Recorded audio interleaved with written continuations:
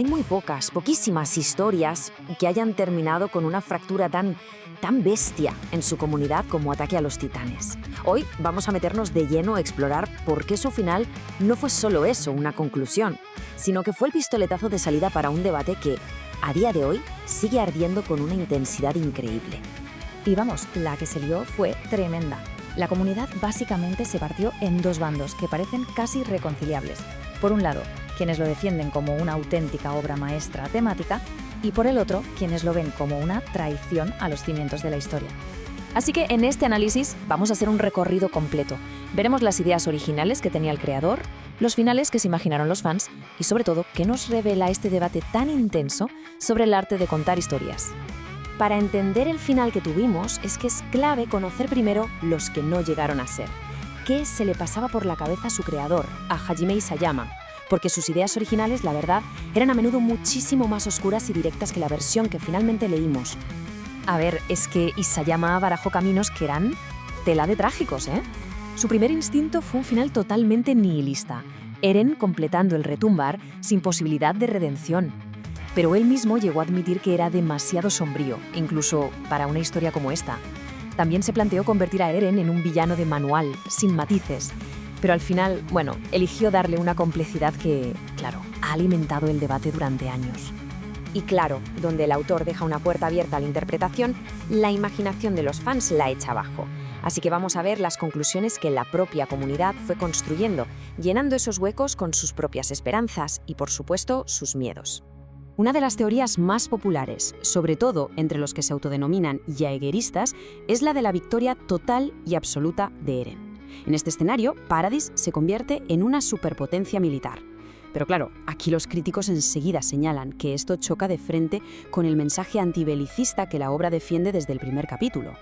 Luego estaba el anhelo de un final feliz, ¿no? El sueño de que Eren y Mikasa pudieran simplemente vivir en paz, lejos de todo el caos. Pero el propio Isayama fue muy claro con esto.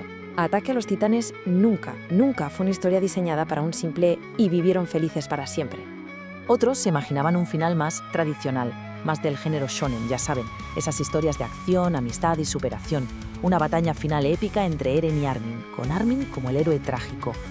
Lo que tuvimos, en cambio, fue algo muy distinto, un enfrentamiento mucho más psicológico, centrado en la emoción y no tanto en la fuerza bruta.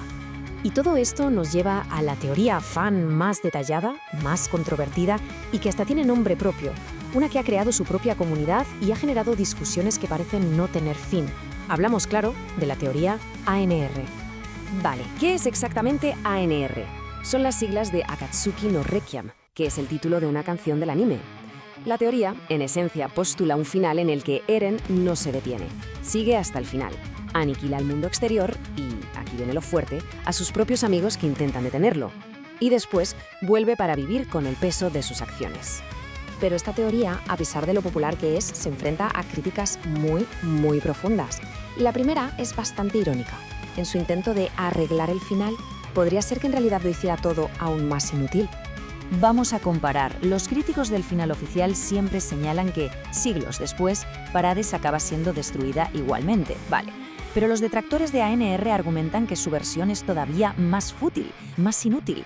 ¿Por qué? Porque si la maldición de los titanes no se rompe, Paradis se quedaría con los 9 poderes y la lucha interna por controlarlos empezaría de nuevo, reiniciando el mismo ciclo de violencia que Eren quería destruir. O sea, no se arreglaría nada. Y luego está la segunda crítica, que es todavía más de base, porque va directa al corazón del protagonista. Cuestiona si la teoría entiende de verdad la psicología de Eren Jaeger. ¿Es este el Eren que hemos seguido durante toda la historia? Pensemos en algo clave. Tanto Eren como Erwin compartían una visión muy cínica de la humanidad, que la gente siempre encontrará una razón para luchar. La idea de que Eren creara una utopía pacífica en Paradis va en contra de esta creencia fundamental de su personaje. El final canónico, en cambio, la refuerza. El conflicto no termina, solo le da a su gente una oportunidad de luchar en igualdad, en un mundo sin titanes. Y aquí llegamos a un punto que me parece crucial. Una historia no es solo su protagonista. El final, ANR, al implicar la muerte de la Alianza, es que tiene unas consecuencias devastadoras para todo el elenco. Es que es un efecto dominó brutal, si lo pensamos. El dilema de quién debía vivir, si Armin o Erwin, se vuelve irrelevante. El viaje personal de Mikasa para actuar por sí misma, más allá de Eren, queda totalmente truncado. La promesa de Levi a Erwin pierde todo su peso dramático.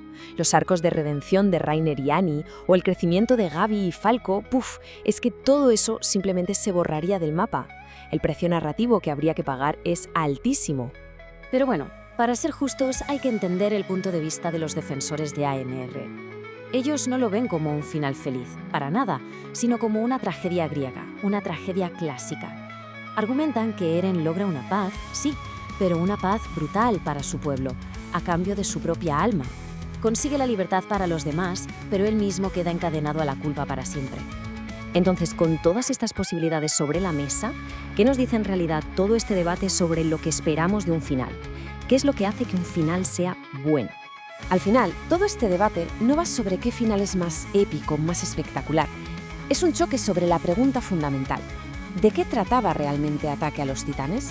¿Era una historia sobre el ciclo del odio? ¿Sobre la libertad a cualquier precio? ¿O sobre encontrar un poco de humanidad en un mundo increíblemente cruel? La respuesta que cada cual le dé a esa pregunta determina qué final se siente como el verdadero.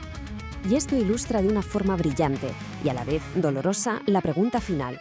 Cuando una obra nos impacta tan profundamente, ¿hasta qué punto se convierte en nuestra? Es una pregunta sin una respuesta fácil y quizás ese sea el verdadero legado de una historia tan compleja como esta. Hola gente, a algunas personas les gustó el final de la serie y a otras no. Pero tienen que suscribirse al canal de mi amigo Krypton Mañico si no quieren que desate el retumbar.